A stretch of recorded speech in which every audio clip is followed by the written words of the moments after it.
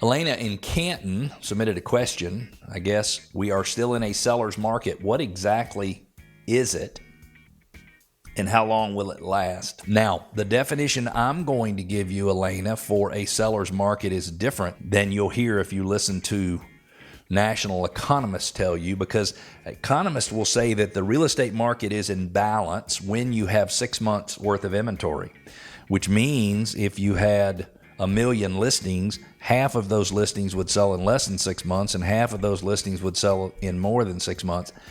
And Elena, if you had your home listed and you knew you were going to have to keep it listed for 6 months before you could find a buyer, I don't believe that you would feel like you were in control of the market as a seller.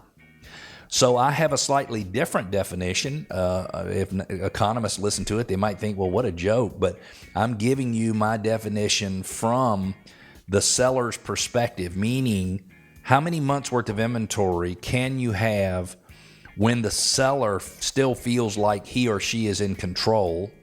And then how many months do you have when buyers will feel like they're in control? But here's how I calculate whether or not we're in a seller's market, a balanced market, or a buyer's market.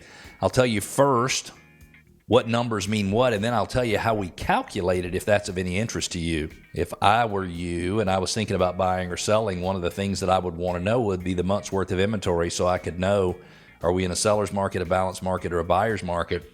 And you say, well, how would that help me? Well, as a seller, if you knew you were in a screaming seller's market, you might price your home more aggressively. As a buyer, if you realized that a neighborhood or a school district had switched over to a buyer's market, you might make a more aggressive offer, a lower offer. Can you imagine the anxiety you would feel if you didn't know that you were in one type of market and you acted like you were in another type of market, and you wind up leaving money on the table, meaning leaving money on the table in your sales price or leaving money on the table in terms of paying more as a buyer? So here's how we break it down. If you have less than 4 months worth of inventory, we consider that a seller's market. The closer to zero you go, the more heated, the more screaming the seller's market is, the more the seller has an advantage. If a market has 4 to 5 months worth of inventory, we say that is a balanced market, meaning really the buyer doesn't have a particular advantage, the seller doesn't have a particular advantage. Everybody's got to get in the sandbox and play nicely in order to get a deal done. If you have more than 5 months worth of inventory, we say you are in a buyer's market. Now, Elena's question was, what is it? Which I hope I've just explained, and how long will it last?